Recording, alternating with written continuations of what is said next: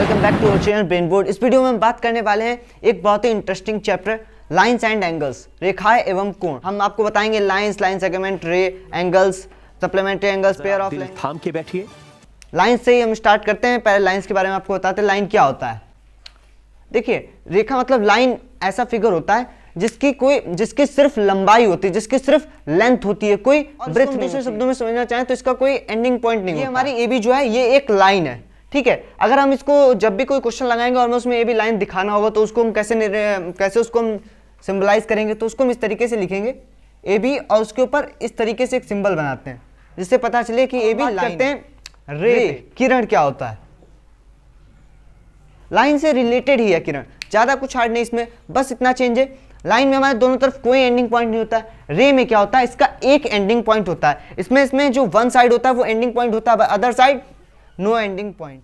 यहाँ पे इसका एंडिंग पॉइंट है बट इस साइड इसका कोई एंडिंग पॉइंट नहीं है, ठीक है। और अगर इसको हमें नरेट करना होगा तो हम कैसे दिखाएंगे, इसको हम नरेट करेंगे। अगर हम इसको सिंबलाइज करना चाहें तो इसको हम इस तरीके से दिखाएंगे, एक तरफ एंडिंग पॉइंट है बट दूसरी तरफ बात करते हैं लाइन सेगमेंट क्या होता है। लाइन सेगमेंट यानी रेखाखंड। लाइन सेगमेंट रेखाखंड क्या होता है, कोई लाइन का एक छोटा सा पार्ट अगर हम लेते हैं तो उसमें तो दोनों तरफ क्या होता है, हमारा एंडिंग पॉइंट होता है, ठीक है। जैसे अगर हमने ये ड्रॉ किया है तो इसमें जो हमारा ए और बी दो एंडिंग पॉइंट है इस लाइन के, इसमें हमारे दोनों साइड एंडिंग पॉइंट होते हैं, यानी यहाँ ए से स्टार्ट हुई और बी पर खत्म हो गई। लाइन सेगमेंट यानी रेखाखंड। बात करते हैं collinear and non collinear point. Collinear and non collinear point, इसको हम हिंदी में क्या कह सकते हैं, इसको हम हिंदी में कहते हैं संरेख तथा असंरेख। जब हम कोई लाइन ड्रॉ करते हैं, तो अगर हमने एक लाइन ड्रॉ की और 3 पॉइंट्स हमने लिए हैं ए, बी और सी, और तीनों एक ही लाइन पर अगर वो हैं तो ये ऐसे पॉइंट्स क्या होंगे, कॉलिनियर, यानी वो संरेख एक ही लाइन पर तीनों सिचुएटेड हैं, ठीक है। तो ये क्या होंगे, संरेख बिंदु होंगे। Okay.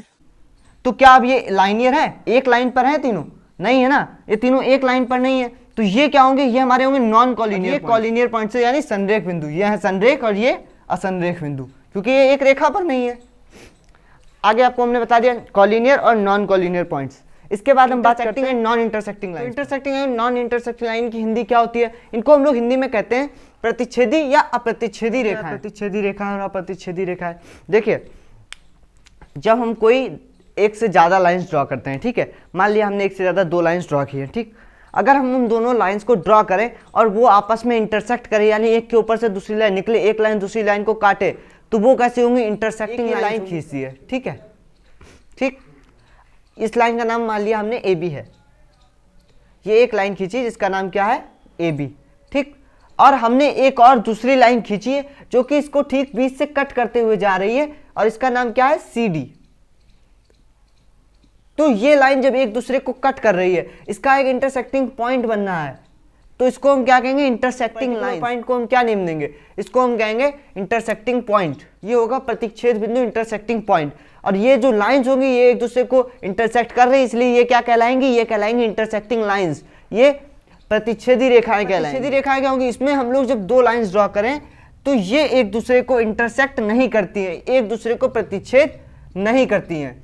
कैसे प्रतिच्छेद नहीं करेंगी, ऐसे कि अगर हम ये दोनों लाइंस इस तरीके से बनाएं, क्या ये एक दूसरे को प्रतिच्छेद करेंगी, नहीं करेंगी।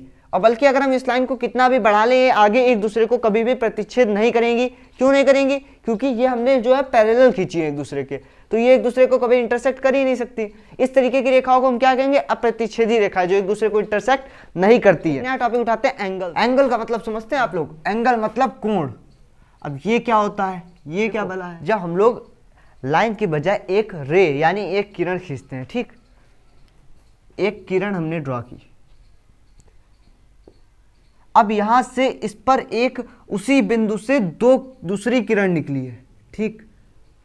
तो इन दोनों के बीच का ये जो झुकाव है, इन दोनों के बीच का, जब इन 2 रेस के बीच का ये जो यहाँ पे जो झुकाव है, ठीक है, जितना ये घूमी है, इसको हम क्या कहेंगे, ये जो है वो हमारा क्या होता है, एंगल होता है। ये क्या होता है, एंगल, यानी ये है हमारा कोण। अगर हमारी ये लाइन थी एक ए ओ और ये बी, ए ओ लाइन पर हमने एक दूसरी रे निकाली है उसी पॉइंट से, तो वो क्या होगा, एक एंगल होगा, ठीक। इसके बीच का ये जो झुकाव होता है इसे क्या कहते हैं, एंगल कहते हैं। अब ये कितने टाइप्स के हो सकते हैं, इसके भी कुछ तरीके होंगे, जैसे लाइन से लाइन में कई हमने आपको चीज़ें बताई। वैसे एंगल में भी और भी बहुत सी चीज़ें आपको जानने के लिए, तो हम बात करते हैं आगे एंगल कौन कौन से तरीके के हो सकते हैं। टाइप्स ऑफ एंगल, एंगल कितने टाइप्स के हैं, क्या क्या उसके काइंड है।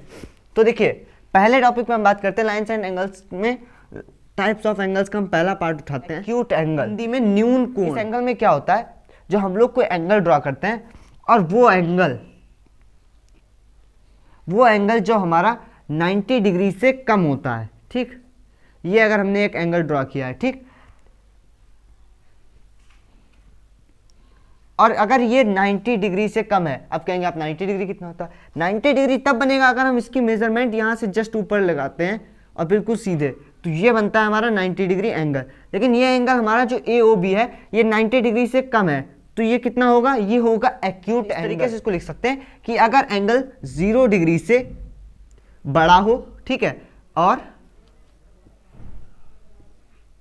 90 डिग्री से मेजरमेंट होते हैं 0 डिग्री से ज्यादा और 90 डिग्री से कम, हम लोग लेंगे राइट एंगल यानी समकोण। समकोण क्या होता है, देखिए जैसा हमने अभी आपको बताया था, ये एंगल 90 डिग्री से कम हो, 0 डिग्री से ज्यादा और 90 डिग्री से कम हो तो कौन सा एंगल बनेगा, एक्यूट एंगल बनेगा, न्यून कोण, ठीक।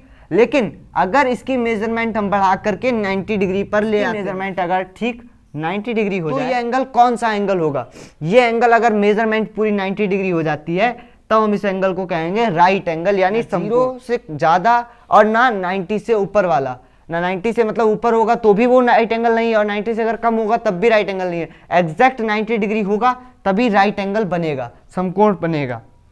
आगे बात करते हैं, अगर ये एंगल हमारा 90 से कम था तब तो एक्यूट था, 90 हुआ तब राइट एंगल हुआ, अगर 90 से ऊपर चला जाए तो एंगल हमारा होगा ऑब्ट्यूस एंगल, अधिक कोण, 90 डिग्री से बड़ा होता है, मतलब इसको हम क्या कह सकते हैं, 90 डिग्री से बड़ा होना चाहिए और कितने से छोटा, 180 से छोटा। इसके लिए एंगल की मेजरमेंट कितनी है, 90 डिग्री से बड़ा होगा और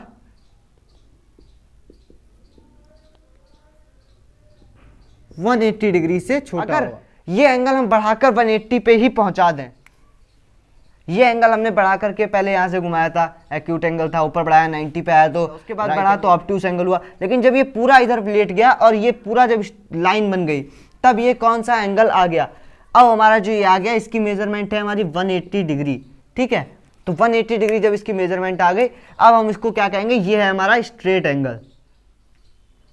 स्ट्रेट एंगल यानी इसको हम लोग कहते हैं सरल कोण या रिज। के बाद हम लोग बात करते हैं, अगर एंगल को हम लोग 180 से भी नीचे ले जाए, यानी इसी पॉइंट से हम लोग इसको 180 से भी नीचे घुमा देते हैं, तब ये कौन सा एंगल बनेगा। 180 से अगर हम इसको नीचे ले जाएंगे तो ये हमारी फिगर कुछ इस तरीके से बनेगी। AOB, ये हमारा जो एंगल है ये कुछ इतना घूम के आ रहा है कि ये यहाँ से स्टार्ट हुआ और ऐसे आया, तो ये हमारा इस एंगल की मेजरमेंट कितनी होगी, ये तो हमारी 180 से ज्यादा है, तो ये एंगल कौन सा एंगल होगा, अगर हमारी मेजरमेंट इसकी 180 से ज्यादा है तो ये एंगल हमारा होगा रिफ्लेक्स एंगल।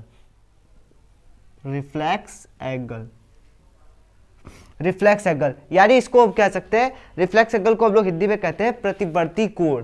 क्या कहते हैं, प्रतिवर्ती कोण। क्या कहते हैं, 180 से तो ये बड़ा होता ही है, 180 डिग्री से बड़ा होगा, और किससे छोटा होगा, ये छोटा होगा 360 डिग्री से, यानी 360 अंश से छोटा होगा और 180 से बड़ा होगा। हम किसी एंगल को रिप्रेजेंट करते हैं तो उसको हम लोग इस तरीके से लिखते हैं। हमने ये AOB में सारे एंगल्स बनाए हैं तो इसको हम लिखेंगे इस तरीके से, सिंबल बना के एंगल का AOB।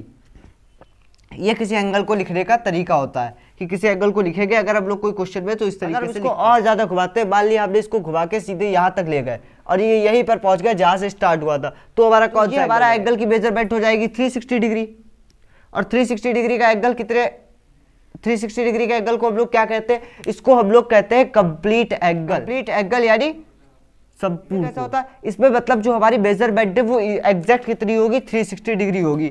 AOB कितना हो जाएगा हमारा angle, AOB is equal to हो जाएगा 360 डिग्री। अगर ये एंगल एक से ज्यादा एक ही पॉइंट से निकलते हैं तो वो कौन से एंगल होंगे और वो कैसे हम लोग पढ़ेंगे, तो उसकी बात करते हैं हम लोग अब नया टॉपिक उठाएंगे, पेयर ऑफ एंगल्स यानी कोणों के युग्म पर। कोण अगर अकेला नहीं है बल्कि दो एंगल एक साथ हम लोग बनाते हैं, जैसे अब हम इसको बताते हैं आप इसमें किस तरीके के एंगल्स होते हैं पेयर ऑफ एंगल्स में। पेयर ऑफ एंगल्स में हम पहले कॉम्प्लीमेंट्री एंगल्स। कॉम्प्लीमेंट्री एंगल्स क्या होते हैं, देखिए कॉम्प्लीमेंट्री एंगल्स क्या होता है हम आपको बताते हैं, इसको हम लोग हिंदी में कहते हैं कॉम्प्लीमेंट्री एंगल्स को हम लोग हिंदी में कहते हैं पूरक। देखिए पूरक कोण में क्या होता है कि जो हम कोई दो एंगल ड्रा करते हैं उनका सम जो होता है वो 90 डिग्री हो जाता है, यानी दो कोणों का योग कितना हो रहा है 90 अंश यानी 90 डिग्री हो रहा है। देखिए कैसे, अगर हम उसका फिगर बनाते हैं, ये पूरा AOC 90 डिग्री है। हाँ, इसमें AOB और BOC इन दोनों की मेजर अलग अलग होगी, इनकी measure AOB plus angle BOC is equal to कितना है 90 डिग्री। एंगल कैसा होगा, कॉम्प्लीमेंट्री एंगल होगा। ठीक, यानी दो कोण मिलकर अगर 90 डिग्री बनाते हैं, दो एंगल्स को मिलकर 90 डिग्री बनाते हैं तो वो एंगल कैसे होते हैं, कॉम्प्लीमेंट्री एंगल्स होते हैं, पूरक कोण। और इसमें से अगर हम कोई एक एंगल की बात कर लें, अगर हम कहें AOB, तो AOB जो है वो एंगल इसका क्या है, पूरक होगा, किसका, AOC का पूरक होगा। मतलब अगर इनमें से हम कोई एक एंगल उठाते हैं, ठीक है, तो इसका अगर पूरक पूछा जाए तो कितना होगा, AOB का पूरक कितना होगा, इसको हम 90 में से माइनस कर देते हैं। अब मान लीजिए इसकी मेजरमेंट कितनी है, इसकी मेजरमेंट हमने मान ली 30 डिग्री है। ठीक, अगर इसकी 30 है तो ये ऑटोमेटिक कितनी हो गई, 60 डिग्री हो गई ना, हो गई। तो अगर हमसे कहा जाए AOB का पूरक कोण बताइए कि इसका पूरक कितना होगा, तो हम क्या करेंगे, इसको 90 में से माइनस करेंगे। AOB का पूरक पूछा गया है तो AB का पूरक क्या होगा, जो बचा हुआ एंगल होगा, यानी BOC। और BOC कितना होगा, अगर हम 90 में से 30 माइनस कर देते तो हमारा BOC आ जाएगा, एंगल BOC कितना आ जाएगा हमारा 60 डिग्री। और BOC क्या होगा, ये हमारा जो होगा AOB का पूरक होगा, AOB का पूरक। अगर यही कहा जाए कि BOC का पूरक बताइए तो आप BOC का पूरक बताने के लिए आप BOC को माइनस कर देंगे 90 में से, BOC का पूरक निकाल। आगे बात करते हैं सप्लीमेंट्री एंगल्स, हिंदी में कहते हैं संपूरक। जो होता है एंगल्स की टोटल सम कितना हो जाता है, 180 डिग्री हो जाता है। यानी हम अगर एंगल्स को जोड़ते हैं तो हमारे एंगल्स जुड़ के कितने अंश के बनते हैं, टोटल 180 डिग्री का बन जाता है। एक एंगल इसमें ऐसे कोई जा रहा है, ठीक, AOB और BOC, इसमें दो एंगल्स बन रहे हैं ना, AOB बन रहा है एक तो हमारा, और दूसरा क्या बनना है, BOC बन रहा है। ठीक, और इन दोनों को जोड़कर ये पूरा जो एंगल बन रहा है वो कितना डिग्री बन रहा है, 180 डिग्री। तो अगर दो एंगल्स का सम कितना हो जाता है, 180 डिग्री हो जाता है, तो ऐसे एंगल हमारे कितने हो, कौन से एंगल होंगे, supplementary angle. AOB plus angle BOC is equal to कितना है, 180 से पूछा जाता है कि एक एंगल में बता दिया जाएगा AOB का संपूरक क्या है, तो AOB का संपूरक क्या होगा, हम AOB को 180 से माइनस कर देंगे, हमारा निकल आएगा उसका संपूरक। अब इसके बाद हम लोग बात करेंगे बाइसेक्टर ऑफ एंगल। मान लिया 90 डिग्री का एंगल है और इसके ठीक बीच से हमने एक बाइसेक्टर खींच दिया जो कि ठीक 45 डिग्री पे निकला है, यानी इधर का एंगल कितना हो गया हमारा 45 और इधर का एंगल कितना होगा, वो भी 45 डिग्री। यानी ये एंगल कहां से निकला है, ठीक बीच से निकला है ना, तो इसको हम क्या कहेंगे, बाइसेक्टर ऑफ एंगल। अगर ये इसकी नेमिंग है AOBC, OB इसका नेम है, और हमने इसके बीच में एक बाइसेक्टर ड्रॉ कर दिया है, क्या नाम है उसका, AC। एक OC जो है इसका बाइसेक्टर है, यानी इसके ठीक बीच से। आगे हम लोग बात करते हैं बाइसेक्टर ऑफ एंगल्स के बाद हम लोग बात करेंगे एडजेसेंट एंगल, यानी आसन्न कोण। इसमें जब होता है हम कोई एंगल बनाते हैं तो उसका जो वर्टेक्स होता है, यानी उसका जो शीर्ष होता है, शीर्ष क्या होता है एंगल का, अगर हमने ये एंगल ड्रॉ किया है, ये जो पॉइंट होता है यहाँ से जहाँ से दोनों रेज निकलती हैं, ये क्या होता है, इसका वर्टेक्स होता है शीर्ष। अगर एक रे और एक हमारा वर्टेक्स जो है कॉमन मिलता है तो ऐसे एंगल क्या होते हैं, एडजेसेंट एंगल होते हैं, आसन्न कोण। क्या होते हैं एडजेसेंट। अब हम लोग बात करते हैं पेयर ऑफ एंगल्स लाइनियर, ठीक है, मतलब पेयर ऑफ लाइनियर एंगल्स, यानी एक रेखा पर कोणों का ये एक लाइन है, ठीक है, AC एक लाइन है और इस पर जो है हमारा ये OB एक रे है। अब ये एंगल जो हमारा है, ये दोनों एंगल मिलकर के एक पूरी लाइन बन रही है, तो हम इसे कहते हैं पेयर ऑफ लाइनियर एंगल्स, यानी एक पूरा लाइन में दो एंगल्स बन रहे हैं जिनका जो पूरा मिलाकर के एक लाइन बनती है। तो ऐसे एंगल्स जो होते हैं हमारे कोणों का रेखिकली opposite angles. Vertically opposite angle बहुत ही एक समझाने वाला, वर्टिकली अपोजिट एंगल इसको हम लोग हिंदी में कहते हैं शीर्षाभिमुख कोण होते हैं। देखिए जब हमने जैसे अभी आपको इंटरसेक्टिंग लाइंस बताया था तो हमने एक क्रॉस बना के दिखाया था, अगर वैसे इंटरसेक्टिंग लाइंस जब हम कोई दो लाइंस को इंटरसेक्ट करते हैं, यहाँ पर जो हमारे ये एंगल्स बन रहे हैं ऊपर नीचे के, ये क्या है, ये एंगल जो हमारे हैं वर्टिकली अपोजिट एंगल है, यानी ये शीर्षाभिमुख कोण है और ये इनकी खासियत क्या है, ये दोनों बराबर होंगे। और ये जो साइड के एंगल है इधर वाले, ये वर्टिकली अपोजिट एंगल ये भी हैं, ये इसके वर्टिकली अपोजिट है और ये इसके वर्टिकली अपोजिट है। वर्टिकली हम लोग जानते हैं AOD इज इक्वल टू होगा किसके, BOC के, और हमारा जो इधर वाला है AOC बराबर होगा किसके, DOB के। दूसरा टॉपिक उठाते हैं पैरेलल लाइन यानी तिर्यक रेखा। क्या होता है देखिए, ट्रांसवर्जल लाइन में क्या होता है, हम अगर पैरेलल लाइन और ट्रांसवर्जल लाइन में अगर हम कोई दो लाइंस और इनके बीच की डिस्टेंस हर जगह पे अगर इक्वल है, ठीक है, अगर हमने कोई दो लाइन बनाई और उनके बीच की जो डिस्टेंस यानी जो दूरी है वो हर जगह पर इक्वल है, हर जगह पर इनके बीच की डिस्टेंस बराबर है, तो ऐसी लाइंस क्या होती है, पैरेलल लाइन। अगर हम लोग कोई दो लाइन पैरेलल खींची है और उसमें एक इस तरीके से क्रॉस करते हुए एक लाइन खींच दें ये, तो ये लाइन क्या कहलाती है, ट्रांसवर्जल लाइन कहलाती है। ये होती है तिर्यक रेखा जो किसी दो पैरेलल लाइंस को बीच में कट कर दे, इसे कहते हैं हम लोग ट्रांसवर्जल लाइंस में हम एक ट्रांसवर्जल लाइन निकालते हैं तो उसमें भी संगत कोण बनते हैं। जैसे यहाँ पे इस लाइन पर ये वाला एंगल और ये वाला एंगल कैसे हैं, ये कॉरेस्पॉन्डिंग एंगल्स होंगे। क्या होंगे, कॉरेस्पॉन्डिंग एंगल यानी संगत कोण तो हो गया। अब हम बता रहे थे कि आपको क्या होते हैं, इंटीरियर एंगल्स, ठीक, अंतः कोण। अंतः कोण क्या होता है, अब जैसे ये ट्राइंगल है, अगर इस ट्राइंगल में हमने इस वाली लाइन को ऊपर तक बढ़ा दिया, ठीक, और ऊपर तक बढ़ाने के बाद ये तो हो गया हमारा इंटीरियर एंगल क्योंकि ये ट्राइंगल के अंदर है, लेकिन ये जो बाहर साइड में हमारा एक एंगल बनेगा, इसको ठीक सीधा बढ़ाने पे जो बाहर साइड का एंगल बनता है इसको हम लोग क्या कहते हैं, एक्सटीरियर। हम एक साथ साथ बताते चलते हैं, जब भी हम लोग किसी ट्राइंगल में जब हम लोग एंगल्स बनाते हैं तो कोई भी दो एंगल्स का जो सम है, कोई भी अगर इसके हम दो एंगल्स ले लेते हैं, ए एंगल ओ और एंगल बी, इन दोनों एंगल्स का जो सम है वो थर्ड एंगल के बाहर वाले एंगल के बराबर होता है, यानी दो कोणों का योग शेष कोण के बाह्य कोण के बराबर। अब हम लोग बात करते हैं अल्टरनेट एंगल, अंतर कोण। ये कौन से एंगल्स होंगे, जब हमने ये फिगर बनाया है, ठीक, जब हमने ये फिगर बनाया है तो इसमें जो ये एंगल और ये एंगल जो बने हैं,